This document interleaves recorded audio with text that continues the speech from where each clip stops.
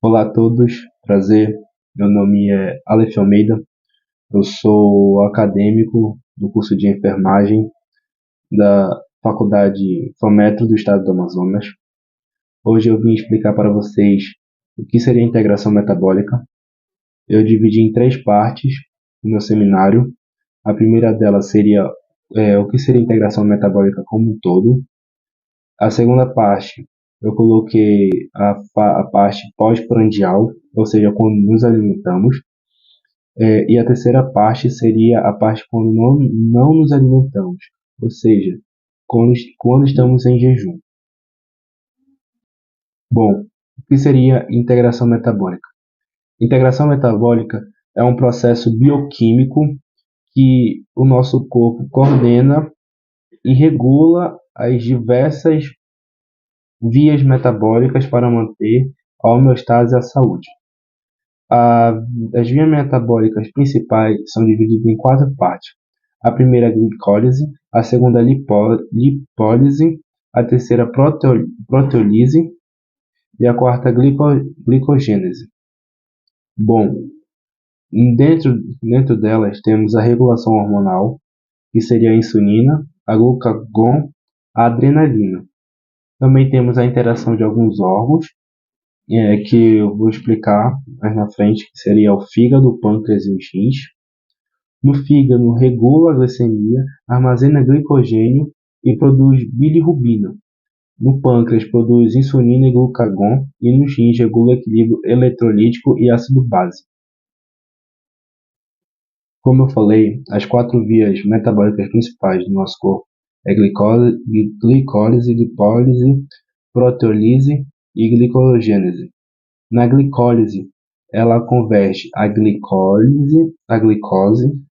em piruvato, produzindo ATP, ou seja, quando ela converte glicose em piruvato, ela produz energia, ou seja, ATP seria energia.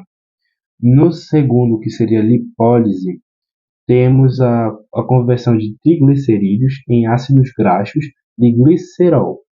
No terceiro, na proteólise, temos a conversão de proteínas em aminoácidos. Em quarto lugar, temos a glicogênese, que seria a síntese de glicogênio a partir de glicose, ou seja, a glicose sai do seu estado de glicose e vai para a fase glicogênio.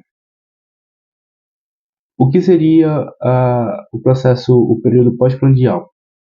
Bom, o período pós-prandial é o período após a ingestão de alimentos, durante o qual o corpo processa e utiliza os nutrientes ingeridos. Esse processo é fundamental para a homeostase e a nossa saúde. Eu separei em cinco partes a nossa período pós-prandial. A primeira seria a ingestão e digestão. Quando ingerimos os alimentos, os carboidratos são quebrados em oligosacarídeos e monossacarídeos pelas amilases salivar e pancreáticas. Em seguida, os monossacarídeos são absorvidos no intestino delgado e transportados para o sangue.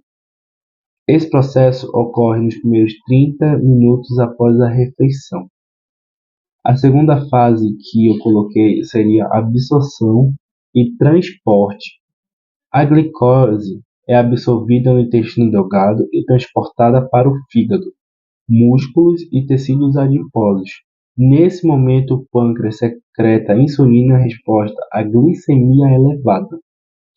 A insulina é um hormônio fundamental para regular a entrada de glicose nas células.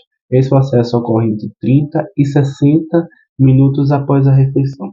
Ou seja, aqui é o processo em que vai começar a glicose ser transformada em energia, ou seja, em ATP. A fase 3, ou terceira parte, seria a utilização da glicose, ou seja, aqui nessa parte é onde a glicose ela é transformada em ATP. A insulina estimula a entrada de glicose nas células, onde é convertida em piruvato e posteriormente em ATP, ou seja, em energia. ou armazenada como glicogênio. O fígado e os músculos sintetizam glicogênio a partir da glicose. Esse processo ocorre entre 60 e 120 minutos após a refeição. A quarta parte que eu coloquei seria armazenamento de energia. O glicogênio é formado no fígado e nos músculos, enquanto os ácidos graxos são esterificados com glicerol para formar triglicerídeos. Os triglicerídeos são armazenados nos tecidos adiposos.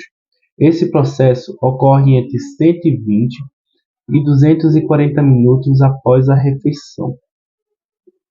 A última fase que eu coloquei seria a regulação da glicemia.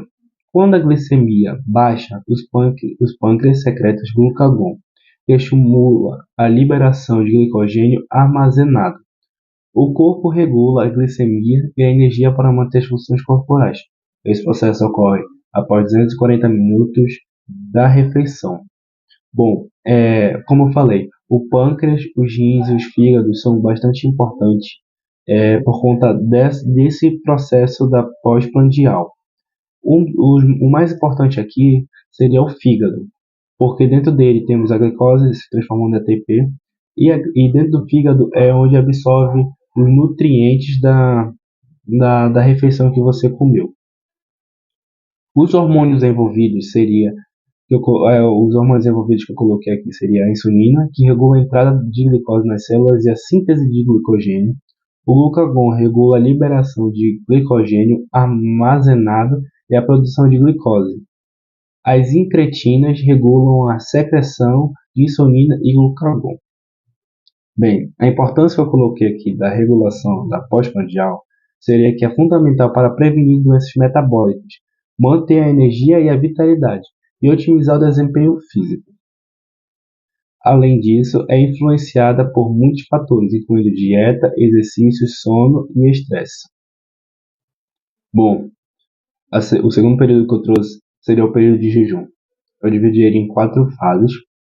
Primeiramente, o que seria esse período de jejum? O período de jejum é quando a pessoa não ingere nenhum alimento. Com isso, os nutrientes armazenados no fígado, ele é enviado para o cérebro. E a primeira fase que eu coloquei seria a mobilização de glicogênio, de 0 a 12 horas sem ingerir nenhum alimento.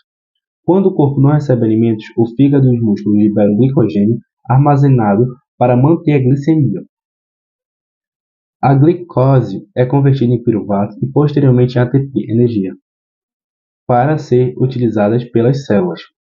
Ou seja, de 0 a 12 horas, quando uma pessoa não se alimenta, o fígado envia substâncias, nutrientes armazenadas das suas outras comidas para o cérebro. Isso, a glicose, quando é convertida em piruvato, como falou, é transformada em ATP. Nisso, a pessoa consegue ainda assim manter de pé, conseguindo se movimentar e tudo mais, graças ao fígado. A segunda fase que eu coloquei seria a lipólise,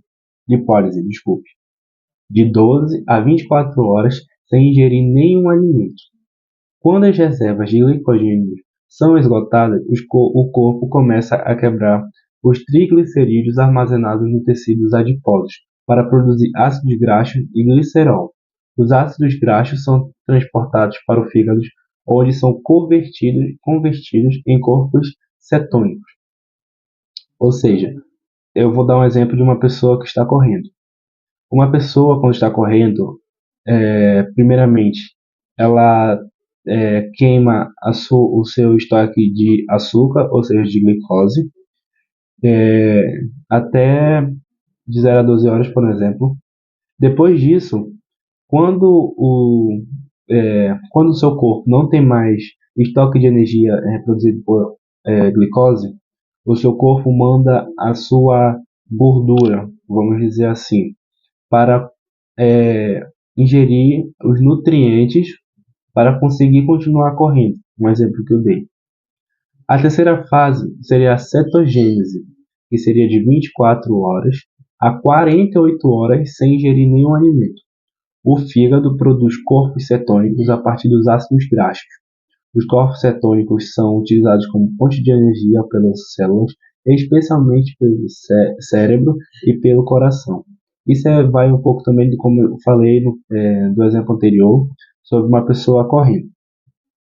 A quarta fase que eu coloquei seria a manutenção da homeostase, que seria o período sem ingerir alimento de 48 horas em diante. O corpo regula a glicemia e a energia para manter as funções corporais. O glucagon é secretado para estimular a liberação de glicogênio armazenado e a produção de glicose.